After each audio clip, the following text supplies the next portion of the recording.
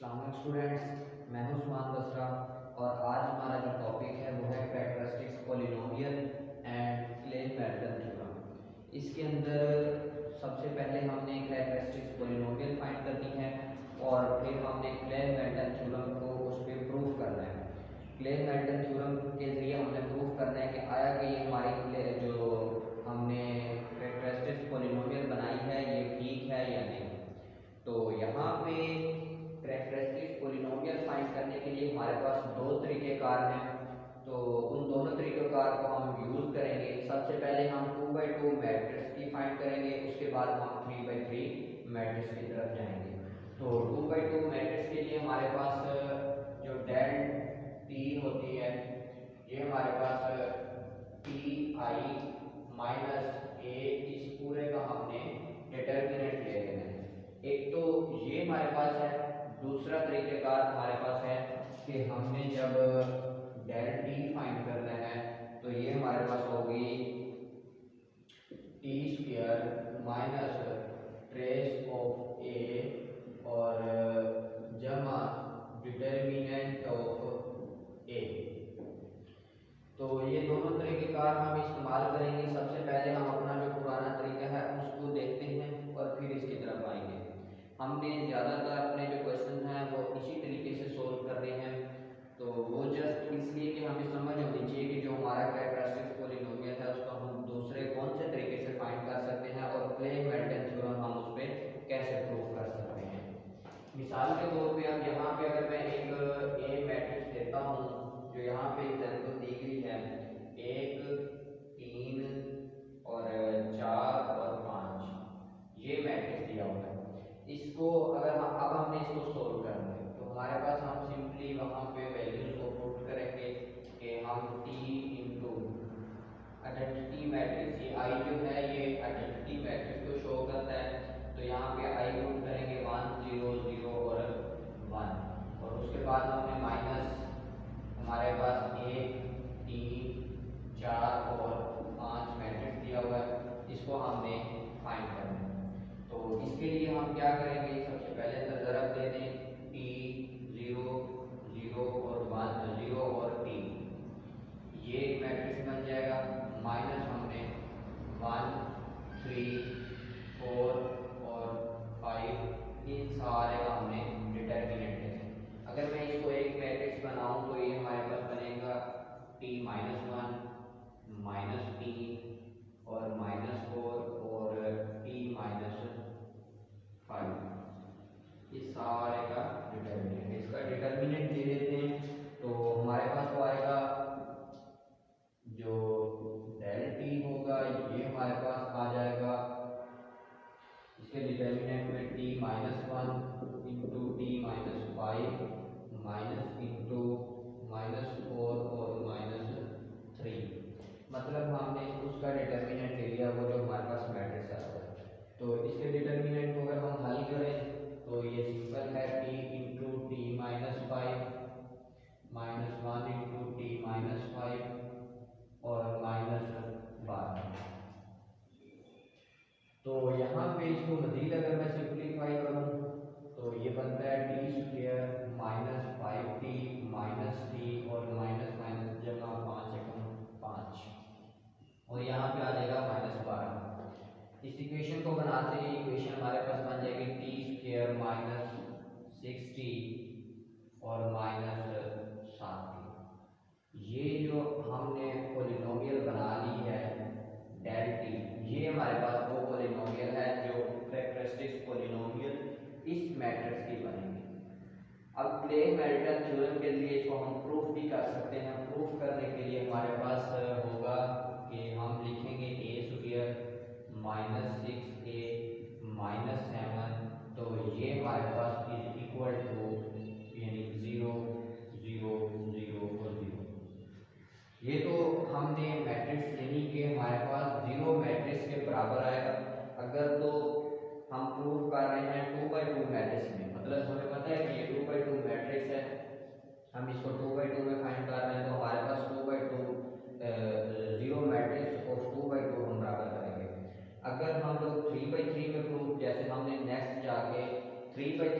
Matrix को हल करना है तो हमारा जो प्रूफ होगा वो 3/3 मैट्रिक्स में आएगा। तो उसके लिए हम फिर जब यहाँ पे बराबर करेंगे तो 3/3 मैट्रिक्स लिखेंगे 0 का।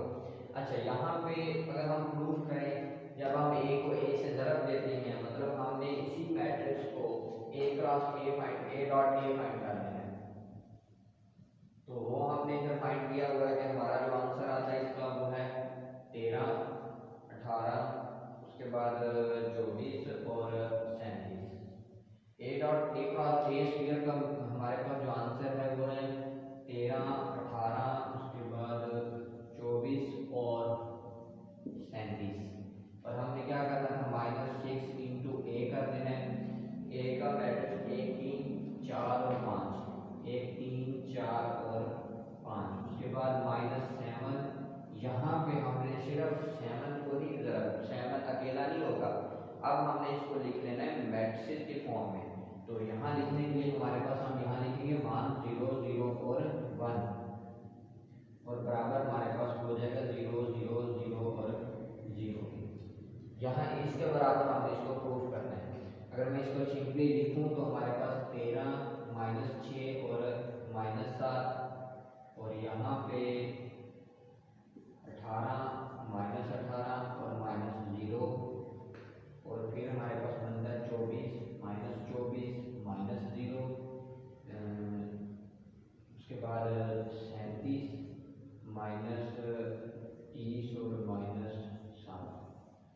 तो ये कुछ प्रूफ बन रहा है। अगर हम इसको करें तो ये वाकई हमारे पास 0, 0 और 0 के इक्वल ही आता है। कि अगर हम इस सबको नोट करें तो ये हमारे पास इसका आंसर 0, 0 और 0 ही आएगा। अगर आपने ये सवाल हल किया, आपने इक्वेशन निकाली है, कैरेक्टरिस्टिक्स पॉलिनोमियल आपने निकाल ली, आपने क्ले मेल्टन थ्योरम के जरिए प्रूफ किया तो उसका आंसर 0, 0, 0 नहीं आया, तो आप या तो आपने यहाँ गलती की है, ये पॉलिनोमियल फाइंड करने के अंदर गलती है, या फिर आपकी जो आपने प्रूफ किया है इस प्रूफ के अंदर आपकी कोई ना कोई गलती है। दोनों में से किसी एक जगह पे आपकी गलती होगी। तो यहाँ पे हमने एक तरीके का फाइंड कर लिया, थोड़ा सा लेंथी भी था, हमने प्रूफ भी किया कि हमारे पास इसका प्रूफ ऐसे हल होता है। अब हम वो तरीका लेते हैं कि हमने डेल टी फाइंड करना है। हम लिखेंगे t² minus trace of A और जमा हमारे पास डिटर्मिनेंट हमारे पास आएगा ए का। तो इसके लिए हम एक एग्जांपल लेते हैं। मिसाल के तौर पे जो 9.3 की पहली एग्जांपल है वो है a बराबर है, उसके a बराबर है 5, 3,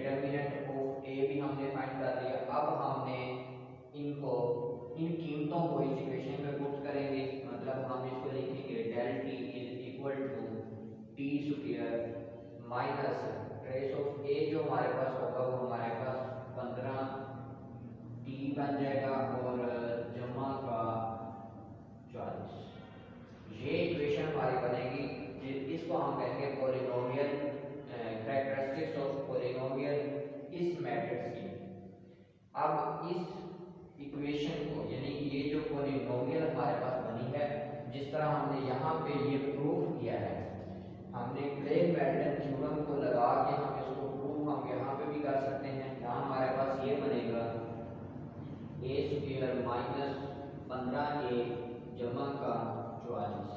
यहाँ a स्क्वायर जो होगा इसी मैट्रिक्स को आपस में 2 दफा ज़रब देनी है और 15 को a से ज़रब देनी है, जमा 44 को आइडेंटिटी मैट्रिक्स से ज़रब देनी है। ये इसमें बहुत इंपॉर्टेंट बात है कि अक्सर स्टूडेंट यहाँ गलती करते हैं, वो 44 ही रहने देते हैं और फिर परेशान होते हैं कि इस 44 का हम क्या करें। आपने इस 44 को यानी कांस्टेंट को आपने i से ज़रब देनी है आइडेंटिटी मैट्रिक्स से। तो जब आप इसका आंसर लिखोगे तो वो आपके पास 100% 0 0 और 0 0 की फॉर्म में आएगा। तो ये तो हमने 2/2 को हल कर लिया। अगर हम इसको हल करना चाहें 3/3 मैट्रिक्स में, मतलब हमारे पास कोई 3/3 मैट्रिक्स दिया हुआ है, हमें उसकी कैरेक्टरिस्टिक्स पॉलिनोमियल फाइंड करनी है, तो बहुत आसान सा तरीक़ेकार है। तो उसके लिए हमारे पास होगा कि डेल टी हमने फाइंड करना है, तो डेल टी फाइंड करना है और हमारे पास जो आएगा t3 minus trace of a इसका स्क्वायर और फिर जमा a11 जमा a22 जमा a33, इस पूरे के साथ हमने t लगा देना है और माइनस हमने डिटर्मिनेंट ऑफ a लेना है। ये थी हमारी जनरल इक्वेशन। इसके अंदर हमने वैल्यूज को पुट करना है। सबसे पहले वैल्यूज को फाइंड करेंगे, फिर पुट करेंगे और जो हमारा आंसर आएगा वो हमने निकाल देना है। तो यहाँ पे अगर बात की जाए, एक मैट्रिक्स दिया गया है कि इस मैट्रिक्स की आपने कैरेक्टरिस्टिक्स पॉलिनोमियल फाइंड करनी है। एग्जांपल नंबर है 9.4। ये शाम फ्रेज की बुक से हम लोग सोल्व कर रहे हैं एग्जांपल नंबर 9.4।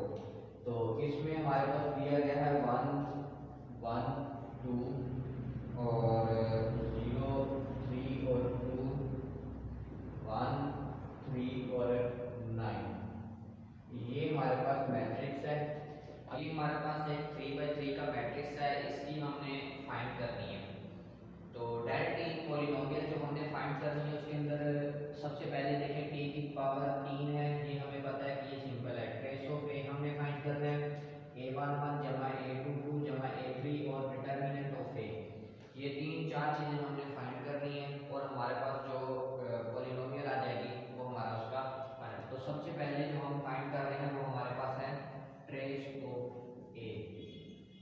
हमारे पास ये फार्मूला हमें पता है कि हमारे पास जब 3/3 मैट्रिक्स हो तो हमारे पास जो डायगोनल एलिमेंट्स है अगर हम उनको जमा कर दें तो हमारे पास उसका ट्रेस ऑफ ए आ जाती है। तो यहाँ पे ट्रेस ऑफ ए के लिए हम क्या करेंगे, 1 जमा 3 जमा 9 9 10 11 12 और ये हमारे पास 13 हमारा ट्रेस ऑफ ए का आंसर आ गया। अब ये चीज ट्रेस ऑफ ए हमने फाइंड कर ली, a11 a22 a33 हमने फाइंड करना है और हमने डिटर्मिनेंट ऑफ ए फाइंड करना है। तो सबसे पहले हम डिटर्मिनेंट ऑफ ए फाइंड कर लेते हैं। जो डिटर्मिनेंट ऑफ ए होगा तो इसमें हम सबसे पहले जब 1 लिखेंगे तो सॉरी ये यहाँ पे 1 लिखेंगे तो अंदर हमारे पास 3 2 3 और 9 बचेगा, फिर माइनस 0 0 के बाद अंदर 1 2 3 और 9, फिर जमा 1, उसके बाद 1 2 3 और 2। हम लोगों ने इस ए का डिटर्मिनेंट लिया है तो हमने इस पहले कॉलम के थ्रू लिया है, तो 1 लिखेंगे तो ये वाली पहली रो और पहला कॉलम खत्म